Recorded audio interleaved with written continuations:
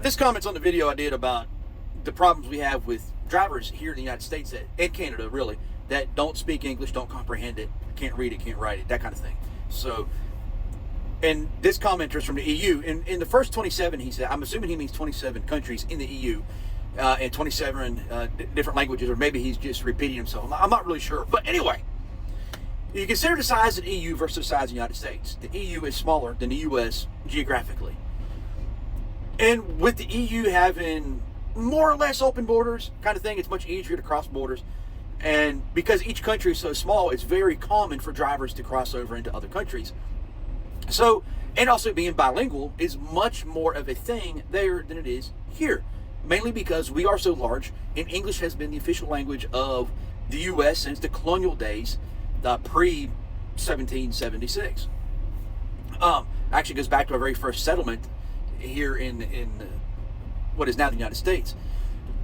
So when you bring somebody here and they can't read or understand or comprehend what's being said, it creates a safety issue.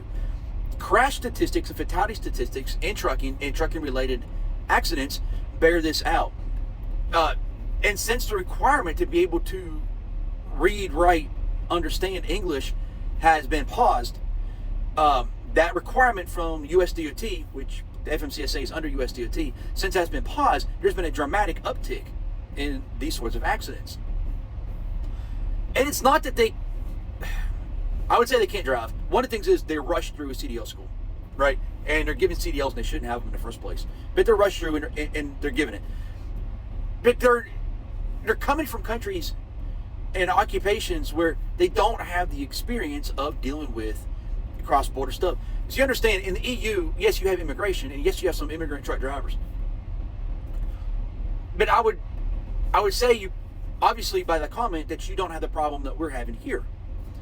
So when you got people from India, from Pakistan, from Belarus, from Chad, from anywhere in the African continent, anywhere in the Pacific Rim countries, or Central and South America, Eastern Europe, and they come here, and all the traffic laws are different, all the road signs are different, all the laws are new to them regarding driving a truck, or what you guys might call a lorry. It's all different.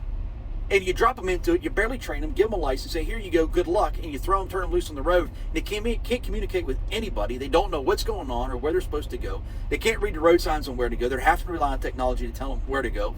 So a lot of times they're making last-minute changes. They can't read warning signs on the side of the road or above the road, telling you about inclement weather coming, road closures,